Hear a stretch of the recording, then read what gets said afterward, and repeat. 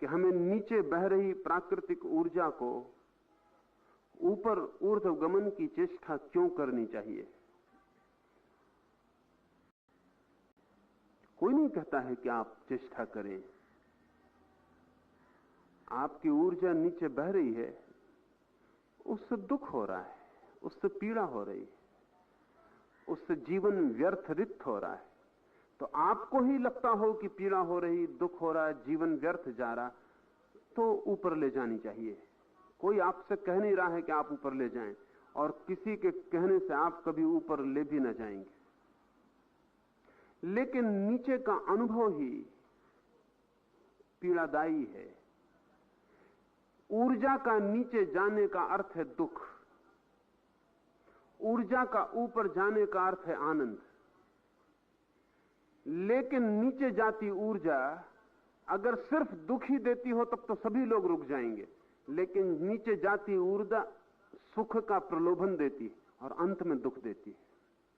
इसलिए तो इतने लोग उसमें बहे चले जाते हैं। नीचे बहती हुई ऊर्जा आशा बंधाती है कि सुख मिलेगा, आशा ही रहती है, दुख मिलता है। लेकिन हम इतने बुद्धिहीन हैं कि प्रथम और अंतिम को कभी जोड़ नहीं पाते। हजार बार दुख पाके भी फिर जब नया प्रलोभन आता है तो हम उसी मछली की तरह व्यवहार करते हैं जो अनेक बार आटे को पकड़ने में कांटे से पकड़ गई, लेकिन फिर जब आटा लटकाता है मछुआ तो फिर मछली आटे को पकड़ लेती। आटे और कांटे में मछली संबंध नहीं जोड़ पाती, हम भी नहीं जोड़ पाते कि हम जहां जहां दुख की आशा रखते हैं वहां वहां दुख मिलता है, सुख मिलता नहीं, लेकिन इसका हम संबंध नहीं जोड़ पाते। जहां भी आपको दुख मिलता हो आप थोड़ा सोचें कि वहां आपने सुख चाहा था। सुख न चाहा होता तो दुख मिल ही नहीं सकता। दुख मिलता ही तब है जब हमने सुख चाहा हो। आटे को कोई मछली पकड़ेगी तो ही कांटे से जकड़ सकती है, लेकिन जब कांटे से मछली जकड़ जाती तब वो भी नहीं सोच पाती कि ये आटे के कारण मैं कांटे में फंस गई हूं। आप भी नहीं सोच पाते कि जब दुख में आप उलझते हैं तो किसी सुख की आशा में फंस गए। नीचे बहती ऊर्जा पहले सुख का आश्वासन देती है, फिर दुख में गिरा देती है। ऊपर उठती ऊर्जा पहले कष्ट, तप, साधना जो कि कठिन है, द्वार पर ही मिलता है दुख ऊपर जाती साधना में, लेकिन अंत में सुख हाथ आता है।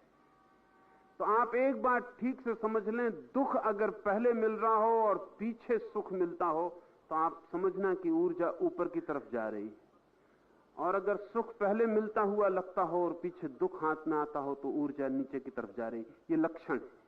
आपकी शक्ति कब निम्न हो रही है और कब ऊर्ध्व हो रही है। कोई भी आपसे नहीं कहता कि आप अपनी जीवन शक्ति को ऊपर ले जाएं, लेकिन आप आनंद चाहते हैं तो जीवन शक्ति को ऊपर ले जाना पड़ेगा। समस्त धर्म जीवन शक्ति को ऊपर ले जाने की विधियां हैं। सारा योग, सारा तंत्र, सब एक ही बात की चेष्टा है कि आपके जीवन की जो ऊर्जा नीचे गिरती है वो ऊपर कैसे जाए, और एक बार ऊपर जाने लगे तो दूसरे जगत का प्रारंभ हो जाता है। देखा आपने, पानी नीचे की तरफ बहता है, लेकिन पानी को गर्म करें और पानी भाप बन जाए तो ऊपर की तरफ उड़ना शुरू हो जाता है। पानी ही है, लेकिन 100 डिग्री पर भाप बन गया और क्रांतिकारी अंतर हो गया, आयाम बदल गया, दिशा बदल गई। पहले नीचे की तरफ बहता था, पहले कहीं भी पानी होता तो वो गड्ढे की तलाश करता है, अब आकाश की तलाश करता है।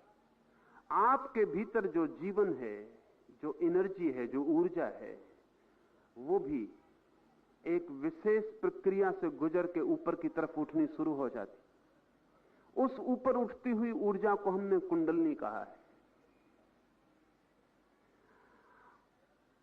साधारणतः जैसा आदमी पैदा होता है प्रकृति से, वो ऊर्जा नीचे की तरफ जाती है। जमीन का ग्रेविटेशन उसे नीचे की तरफ खींचता है, जमीन की कशिश नीचे की तरफ खींचती, और आप नीचे की तरफ 24 घंटे खींच रहे हैं, और जिंदगी उतार है। बच्चा जितना पवित्र होता है, बूढ़ा उतना पवित्र नहीं रह जाता। बड़ी अद्भुत बात है। बच्चा जैसा निर्दोष होता है, बूढ़ा वैसा निर्दोष नहीं रह जाता। होना तो उल्टा चाहिए, क्योंकि जीवन होना चाहिए एक विकास। ये तो हुआ पतन। अगर हम बूढ़े आदमी के मन को खोल सके तो हम पाएंगे कि बूढ़ा आदमी डर्टी, एकदम गंदा हो जाता है। जीवन की सारी वासना तो बनी रहती और शक्ति सब खो जाती, और वासना मन में घूमती। जैसे जैसे आदमी बूढ़ा होने लगता है, शरीर की शक्ति तो खोती जाती और वासना चित्त को घेरती, क्योंकि चित्त कभी भी बूढ़ा नहीं होता, वो जवान ही बना रहता है। तो बड़ी गंदगी घिर जाती। बच्चे और बूढ़े में विकास न दिखाई हो के पतन दिखाई पड़ता है। कारण सिर्फ एक है कि बच्चे की ऊर्जा अभी बहनी शुरू नहीं हुई। जैसे जैसे वो बड़ा होगा, ऊर्जा नीचे की तरफ बहनी शुरू होगी, और अगर कोई प्रयोग न किए जाए तो ऊर्जा ऊपर की तरफ न बहेगी। इन मित्र ने यह भी पूछा है कि अगर साक्षी भाव या साधना लानी पड़ती है तो फिर वो अप्राकृतिक हो गई, तो क्या प्रकृति का विरोध करना ठीक है? प्रकृति नीचे भी है और ऊपर भी है। जब भाप आकाश की तरफ उड़ती तब भी प्राकृतिक नियमों का ही अनुगमन कर रही, और जब पानी नीचे की तरफ बहता तब भी प्राकृतिक नियमों का ही अनुगमन कर रहा है। ऊपर की तरफ ले जाने वाले नियम भी प्राकृतिक हैं और नीचे की तरफ ले जाने वाले नियम भी प्राकृतिक हैं। चुनाव आपको कर लेना है, और मनुष्य स्वतंत्र है चुनाव के लिए। यही मनुष्य की गरिमा है, मनुष्य की खूबी यही है। पशुओं से उसमें विशेषता है तो सिर्फ एक, कि पशु चुनाव करने को स्वतंत्र नहीं हो, उसको कोई च्वाइस नहीं है। उसकी ऊर्जा नीचे की तरफ ही बहेगी, वो चुनाव नहीं कर सकता ऊपर की तरफ बहने का।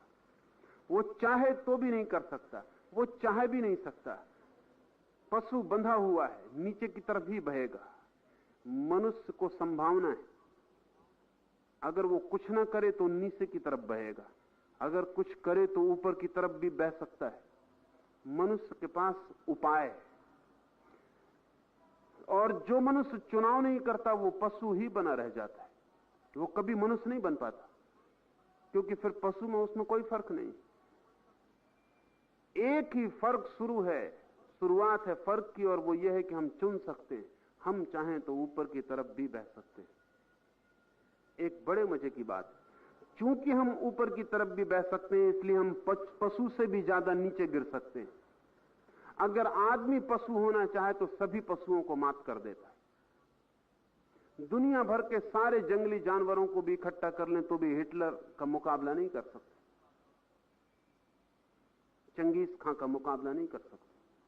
दुनिया का कोई पशु आदमी जैसा पशु नहीं हो सकता अगर आदमी पशु होना चाहे, क्योंकि जितने आप ऊपर उठ सकते हैं उतने ही अनुपात में नीचे गिर सकते हैं। जितने बड़े शिखर पर चढ़ने की संभावना है उतनी ही बड़ी खाई में गिर जाने का भी संभावना साथ ही जुड़ी हुई। शिखर और खाई साथ साथ चलते हैं, पतन और विकास साथ साथ चलते हैं।